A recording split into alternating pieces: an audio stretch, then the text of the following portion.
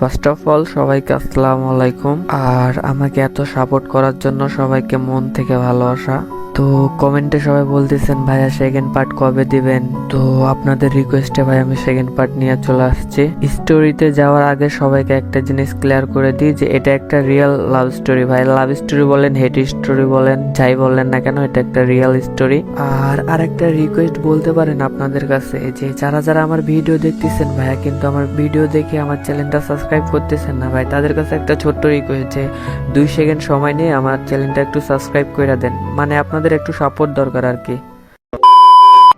মিম আমাকে যে পিকগুলা দেখায় ওইগুলা দেখে আমি তো ভাই কিছু বলতে পারতেছি না, কি বলবো, ওরে কিছু মুখে আসতেছে না আমার। ওই পিকগুলা ওই রকম ছিল যে মিম আর একটা ছেলে খুব ঘনিষ্ঠভাবে পিক তুলছে আর ওইগুলাই আমাদের দেখাচ্ছে। আমি লাস্ট কবে কান্না করছি আমার নিজেরও মনে নাই, কিন্তু সেই দিন আমি মিমের 2 হাত ধইরা ওরে বলি যে দেখো যা হইছে হইছে, তুমি ওই ছেলের সাথে সব রিলেশন শেষ কইরা দাও। আমি আরো বলি তাকে যে দেখো যা হইছে হইছে, তোমার সাথে ওই ছেলে যা ছিল ছিল, আমি কিছু মনে করবো না আর এটা নিয়ে তোমাকে কখনো কোনো কথা বলবো না। তো মিম আমার এসব শুই না বলে যে দেখ এটা কখনো সম্ভব না, আমি ওই ছেলেরও কখনো ভুলতে পারবো না আর তোরে কখনো স্বামী হিসেবে মানতে পারবো না। ওর কথা শুনে আমি বলি যে তাহলে তুমি বিয়েতে রাজি হলা কেন, তুমি তো সব জানতা না যে আমার সাথে তোমার বিয়ে হবে, তুমি তো সব জানতা, সব জানে তো আমার বিয়ে করছো আর তুমি আজকে এই কথা বলতেছো।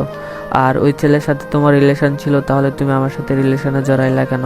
এই কথা শুনে মিম বলা শুরু করে ওর আব্বু নাকি ওকে যখন বাসায় নিয়ে আসলো পার্ক থেকে তখন নাকি ওরে কিছুই বলে নাই, তারপর বিকালের দিকে হঠাৎ করে বলতেছে যে আজমের সাথে তোর রাত্রে বিয়ে। তারপর এই কথা শুনে মিম নাকি ওর আব্বুরে কিছু বলতে পারে না ওই ছেলের ব্যাপারে। আমি আবার ওর কথা শুনে ওকে বলি যে তুমি তো আমাকে জানাইতে পারতা যে তোমার অন্য ছেলের সাথে রিলেশন আছে, তুমি আমার সাথে এতদিন অভিনয় করছো। ওই আবার বলা শুরু করে যে ওই নাকি ভয়ে আমারও কিছু বলে নাই, আমি যদি সবকিছু আবার ওর আব্বুরে বইলা দিই দেন অনেক বড় একটা ঝামেলা হয়ে যাবে। তখন আমার চোখ দিয়ে পানি পড়তেছে, কিন্তু আমি মুচকে এসে ওরা বলতেছি যে তাহলে তুমি আমার সাথে এতদিন কি করছো, এগুলা কি ছিল তাহলে তোমার? ওই আবার আমার কথা শুনে বলে ওই নাকি আমার সাথে মজা নিতেছিল এতদিন, ওর নাকি একটা পার্টনার দরকার ছিল সময় কাটানোর জন্য, ওই জন্য আমারে বাইচা নিছে।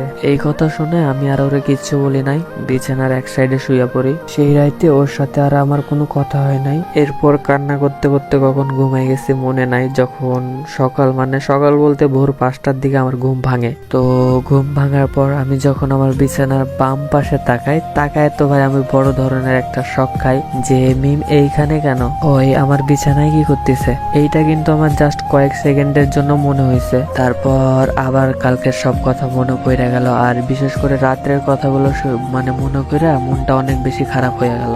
মিম আমার দিকে ফিরা শুয়ে আছে, আমি এক পলকে তাকায় আছি তার দিকে। ঘুমন্ত অবস্থায় অনেক সুন্দর লাগতেছে তাকে। ওর চুলের কিছুটা অংশ নাক বরাবর মুখের এখানে আসা পড়ছে, তো আমি আবার ওই চুলগুলা হাত দিয়ে সরাই দিই। তারপর আমি আবার দুষ্টুমি করে ওর নাকে হালকা একটা টোকা দিই। দেখলাম কি ওই কোনো সারা শব্দ করতেছে না। আমি ওরে এতটাই ভালোবাসতাম যে ওর দিকে কখনো খারাপ নজরে তাকায় নাই। আমি তখন ভাবি যে ওর কপালে কি একটা চুমু খাবো, ওই তো আমার বউ, আমি তো ওর কপালে চুমু খাইতেই পারি। তারপর আমি সুন্দর করে ওর কপালে একটা চুমু খাই। ওই সময়টা আমার কাছে মনে হইতেছিল পৃথিবীর সবচাইতে বেস্ট একটা মোমেন্ট। এমনটা যদি হইতো যে ওই সময়টা আর সামনের দিকে এগোচ্ছে না, ওইখানেই থেমে গেছে, স্থির হয়ে আছে, তো সবচাইতে বেশি খুশি আমি হইতাম। এসব ভাবতেছি আর ওর দিকে তাকিয়ে আছি। তো এসব ভাবতে ভাবতে আবার কখন ঘুমায় গেছি আমার মনে নাই। ঘুম থেকে উঠে দেখি মিম আমার পাশে নাই আর ঘড়ির দিকে তাকায় দেখি 9:30 মতো বাজে। তারপর উঠে ফ্রেশ হয়ে বাইরে বের হয়ে দেখি যে ওই আম্মার সাথে বসে গল্প করতেছে। এমন একটা ভাব করতেছে যেন সবকিছু স্বাভাবিক আছে, মানে চিল মুড আছে একেবারে। তারপর আমি সকালে নাস্তা করে বাড়ির বাইরে বের হই। আর এতক্ষণে আমার সব ফ্রেন্ডরা জানা গেছে যে আমার আর মিমের বিয়ে হয়ে গেছে। সবাই একের পর এক ফোন দিতেছে, কিন্তু আমি কারোটা রিসিভ করতেছি না। তো যেখানে আমি আড্ডা দিই ওইখানে গেলাম, দেখি সব ফ্রেন্ডরা আছে আমাকে দেখে তো ভাই সে হাসাহাসি করতেছে, কেউ টিস করতেছে, কেউ বলতেছে মামা কি হইলো কালকে রাত্রে, মানে ফ্রেন্ড সার্কেলে নতুন বিয়ে হইলে যা হয় আর কি। তো আমি কালকে রাত্রে ঘটনা কিছু বলি নাই তাদের। আড্ডা দেওয়া শেষে আবার বাসায় আসি, বাসায় এসে খাওয়া দাওয়া করি। খাওয়া দাওয়া করে রুমে যায় দেখি যে মিম কার সাথে যেন কথা বলতেছে বিছানায় বসে। আর আমি ঢুকা মাত্র ওই ফোনটা রাইখা দেয়। আমি রুমে ঢুকার পর মিমের কয়েকটা কথা শুনি, মিম হয়তো সেটা খেয়াল করে নাই। মিম মনে করছে যে আমি হয়তো কিছু শুনি নাই, মিম ওই ছেলের সাথে কথা বলতেছিল, আর আমি ওর ফোন রাখা দেখা বলি যে সমস্যা নাই, তুমি কথা বলো। আমি ওরে বলা শুরু করি যে একটা ওয়াইফ যখন কোনো হাজবেন্ডের অজান্তে কোনো ছেলের সাথে প্রেমের সম্পর্ক রাখে বা লুকায় লুকায় কথা বলে, ওইটাকে কিন্তু পরকীয়া বলে। আর আমি চাই না আমার বউ কারোর সাথে পরকীয়া করুক। তুমি কথা বলো ওই ছেলের সাথে, কোনো সমস্যা নাই আমার। এই কথা শুই না তো মিম আমার দিকে এক অদ্ভুত লুকে তাকাইতেছে। তো এইভাবে যাইতেছিল আমাদের দিনকাল। এভাবে আরো 2 মাস কাইটা যায়। মাঝে মাঝে ওর বাপের বাসা যাইতো, তারপর আমার আব্বা আম্মা আবার নিয়ে আসতে বলতো, তাকে আমি নিয়ে আসতাম। এভাবে যাইতেছিল আমাদের দিনগুলা। কিন্তু ওর ব্যবহারটা দিন দিন যেন কেমন হয়ে যাইতেছিল। অনেক বাজে ব্যবহার করতো আমার সাথে, গালিগালাজ করতো কথায় কথায়। এসব আমি আর নিতে পারতেছিলাম না, ডিপ্রেশনে চলে যেতেছিলাম দিন দিন। তারপর আমার এক ফ্রেন্ডের কাছে, ক্লোজ ফ্রেন্ডের কাছে বিয়ের পর যা যা হয়েছে আমি সবকিছু ওর সাথে শেয়ার করি। তারপর আমার ওই ফ্রেন্ড আমারে বুদ্ধি দেয় যে দেখ তুই ওর সাথে একটা ফিজিক্যালি রিলেশনে যা, তারপর দেখবি সবকিছু আস্তে আস্তে ঠিক হয়ে যাবে। আমি বলি আরে না, এসব করা যাবে না, এসব করলে ওই আমার সাথে আর কথাই বলবে না, ওই আবার কি থেকে কি করে ফেলবে, তখন সবকিছু শেষ হয়ে যাবে। ওই তো আমার সাথে আছে, থাক না। ওরে 24 ঘন্টা চোখের সামনে দেখতে পাইতেছি, এটাই তো অনেক আমার জন্য। আমার কথা শুনে আমার ওই ফ্রেন্ড আরো অনেক কিছু বলা শুরু করে। এক পর্যায়ে আমারে কনভিন্স কইরা নাই। কিন্তু সত্যি কথা বলতে যখন ওর সাথে আমার রিলেশন ছিল তখন আমি কোনোদিনও ওর দিকে খারাপ নজরে তাকাই নাই। ইভেন বিয়ে হয়ে যাওয়ার পরও কখনো ওর দিকে খারাপ নজরে তাকাই নাই আমি। আমার ফ্রেন্ড আমারে এমন ভাবে কনভিন্স করছে যে আমার মনে হয়েছে যে হ্যাঁ, আমার ফ্রেন্ড ঠিকই বলতেছে। আমি যদি ওর সাথে একটা ফিজিক্যালি রিলেশনে যাই তাহলে হয়তো ওই ছেলের সাথে ওই কোনো সম্পর্ক রাখবে না। এসব কিছু ভাবতে ভাবতে আমি ওইখান থেকে চলে আসি। বাসায় আসলাম, বাসায় এসে দেখি রাত 10টা বাজে। তো আমি রুমে যাই, রুমে যেয়ে দরজাটা লক করি। রুমে ঢুকে দেখি যে মিম শুয়ে শুয়ে ফোন টিপতেছে। তারপর আমি বিছানার অন্য পাশে গিয়ে শুয়ে পড়ি। শুয়ে শুয়ে আমি আমার ফ্রেন্ডের কথাগুলো ভাবতেছি, কিন্তু সাহস পাইতেছি না মিমের গায়ে টাচ করার। মানে আমি ভয়ে ওর গায়ে হাত দিতে পারি নাই। দেন ঘুমাই গেছি এক পর্যায়ে।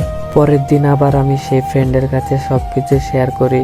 আমি আমার ফ্রেন্ডে বলতেছি যে আরে আমি তো ভয়ে ওর গায়ে হাতই দিতে পারি নাই। আসলে মিম যদিও আমার থেকে বয়সে বড়, কিন্তু ওই অনেকটা পিচ্চিদের মতো, মানে কখন কি করে ওই নিজেও জানে না। কি বলতে কি কইলা ফেলে, কি করতে কি কইরা ফেলে ও নিজেও জানে না ও কি করে না করে। তো এসব শুনে আমার ফ্রেন্ড বলতেছে আরে কোনো টেনশন নাই, আমি আসছি, দেখতেছি কি করা যায়। এরপর আমার ফ্রেন্ড কারে ফোন করে জানি মদ আনতে বলে। এটা শুনে আমি আমার ফ্রেন্ডকে বলি আরে এগুলা কি হবে।